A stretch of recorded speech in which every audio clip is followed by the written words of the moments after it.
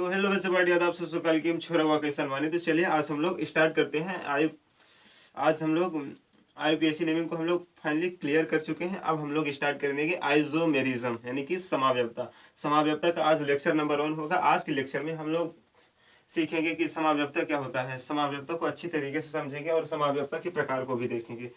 तो चलिए हम लोग स्टार्ट करते हैं और अच्छे तरीके से सीखेंगे। तो चलिए हम लोग स्टार्ट करते हैं। यानी कि समाव्यवता, हमारे लोगों की हेडिंग क्या रहेगी? समाव्यवता। समाव्यवता यानी कि आइसोमेरिज्म।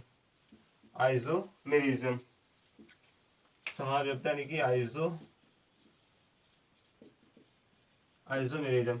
समाव्यवता क्या होता है? समाव्यवता यानी कि मान लो कोई दो यौगिक हैं, जिनका अणुसूत्र जो होता है, अणुसूत्र एक समान हो किंतु उसके भौतिक एवं रासायनिक गुण अलग अलग हो, समाव्यवता कहलाती है। समाव्यवता जैसे कि समझे थे, जैसे C3 कोई भी कंपाउंड जैसे कि C3H6O, ये हो गई एक कंपाउंड, एक यौगिक हो गया है ना, कि दो या दो से अधिक जिनका अणुसूत्र एक समान हो। इनका अणुसूत्र C3H6O है और इनके भौतिक एवं रासायनिक गुण अलग अलग होंगे। अब हम लोग देखेंगे जैसे इसकी अलग अलग होती कैसे हैं। जैसे कि यहाँ पर 3 कार्बन है तो C3 यानी कि 1 2 3 3 कार्बन हो गए, और यहाँ पर 2 1 2 3 यहाँ पर 3 कार्बन हो गए। अब ये मतलब इनके अणुसूत्र एक समान है, इनके भौतिक एवं रासायनिक गुण अलग अलग कैसे? जैसे कि यहाँ पर CH3 यहाँ पर CH2 हो जाएगा, यहाँ पर CHO हो जाएगा, CHO यानी कि एल्डिहाइड हो गया, और उसी प्रकार जैसे कि यहाँ पर एक और देखें तो जैसे C3H6 यहाँ पर भी 6 कार्बन है, यहाँ पर 3 2 5 1 6 कार्बन इसका हो गया। अब जैसे कि यहाँ पर दूसरा कंपाउंड क्या बनेगा, जैसे कि यहाँ पर CH3 हो गया, यहाँ पर CO हो गया, यहाँ पर CH3 हो गया, ये 2 कंपाउंड बने। यानी कि जब 2 या 2 से अधिक यौगिक जिनका अणुसूत्र इनका एक समान C3H6 है, अणुसूत्र इनका एक समान है किंतु इसके भौतिक एवं रासायनिक गुण, भौतिक ये एल्डिहाइड हो गया, ये कीटोन हो गया, एल्डिहाइड और कीटोन, इसके भौतिक एवं रासायनिक गुण अलग अलग हो गए, तो यह घटना जो होती है समाव्यवता कहलाती है। अब हम लोग इसकी थोड़ा सा डिफिनेशन देख लेते हैं, क्योंकि डिफिनेशन ही जरूरी है। 11th-12th के पेपर में डिफिनेशन ही आने वाली है लिखने के लिए। तो चलिए हम लोग इसकी डिफिनेशन लिख लेते हैं। जैसे कि जब 2 या 2 से अधिक यौगिक जब 2 या 2 से अधिक यौगिक जब 2 या 2 से अधिक यौगिक जिनका अणुसूत्र एक समान हो, जिनका यहाँ पर लिख देते, जिनका अणुसूत्र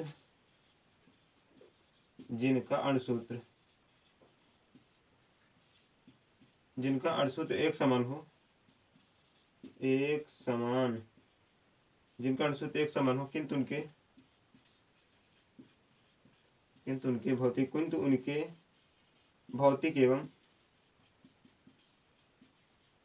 भौतिक एवं रासायनिक गुण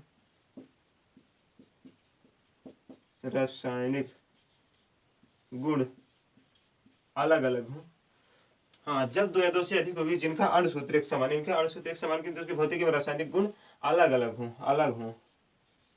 अलग हो या फिर भिन्न हो, लिख सकते हैं अलग हो। यह घटना जो होती है समाव्यवता कहलाती है। घटना क्या कहलाती है? समाव्यवता कहलाती है।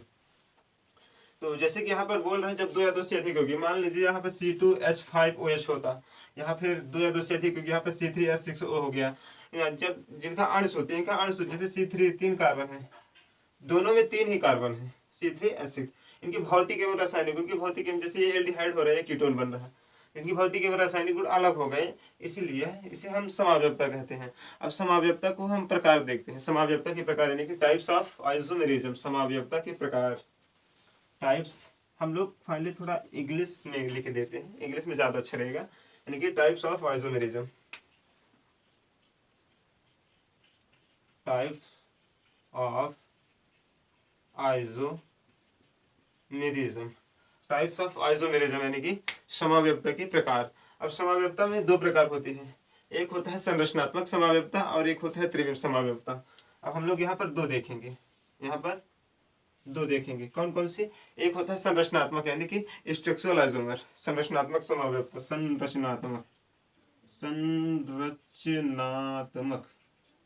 संरचनात्मक समाव्यवता। और एक होती है त्रिविम समाव्यवता, एक होता है त्रिविम समाव्यवता, त्रिविम समाव्यवता, त्रिविम समाव्यवता यानी संरचनात्मक समाव्यवता, संरचनात्मक समाव्यवता यानी कि structural isomer, structural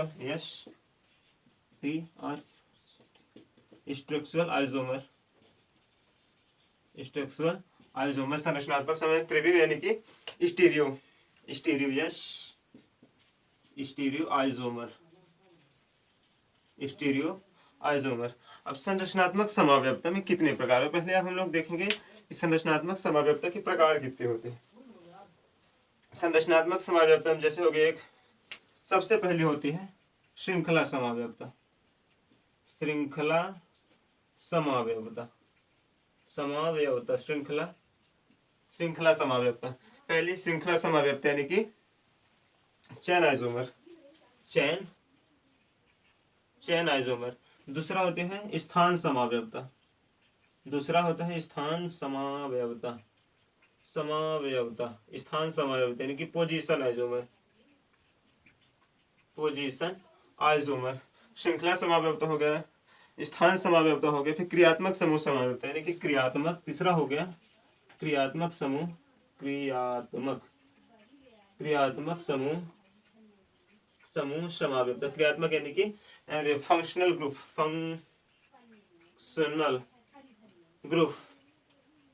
functional group isomer. चौथा हो गया यहाँ पर वलय श्रृंखला समाव्यवता, वलय श्रृंखला समाव्यवता यानी कि वलय यानी कि वलय श्रृंखला समाव्यवता को हम क्या बोलेंगे, ring chain isomer, ring chain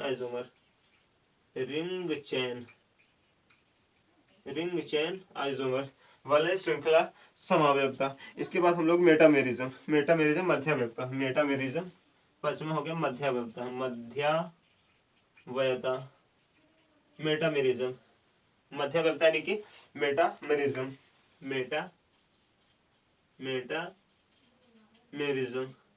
मध्याव्यवता। इसके बाद हो गया टेटोमेरिज्म यानी चलाव्यवता यानी कि टेस्टोमेरिज्म। हाँ, नीचे तक आप लोगों को न दिख रहा है, थोड़ा सा हमारी आवाज़ को सुनते जाइएगा क्योंकि थोड़ा स्क्रीन कट रही होगी, हमको मालूम है, तो थोड़ा कवर कर लीजिएगा आवाज़ के माध्यम से। अब यहाँ पर हो गया त्रिविम समाव्यवता यानी कि स्टीरियो आइसोमर। त्रिविम समाव्यवता में क्या होता है, त्रिविम समाव्यवता में पहला है जैसे त्रिविम समाव्यवता पहले ज्योमेट्रिकल आइसोमर, ज्यामितीय समाव्यवता,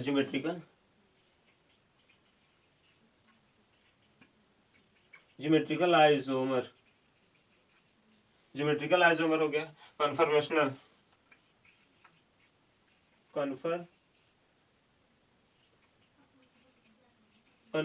आइसोमर हो गया। तीसरा हो गया ज्योमेट्रिकल, कन्फर्मेशनल और ऑप्टिकल आइसोमर। हाँ, दूसरा ये, तीसरा ज्योमेट्रिकल यानी कि ज्यामितीय समाव्यवता, ज्योमेट्रिकल आइसोमर यानी कि ज्यामितीय समाव्यवता। कन्फर्मेशनल यानी कि ज्योमेट्रिकल आइसोमर ज्यामितीय समाव्यवता, कन्फर्मेशनल आइसोमर संरूपण समाव्यवता, संरूपण समाव्यवता। और ऑप्टिकल आइसोमर यानी कि प्रकाशीय समाव्यवता, ऑप्टिकल आइसोमर यानी कि प्रकाशीय समाव्यवता। तो चलिए, तो आज की क्लास में हम लोग इतना ही करते हैं, मिलते हैं नेक्स्ट वीडियो में नेक्स्ट टॉपिक के साथ। तो thank you so much, live it well, जय हिंद।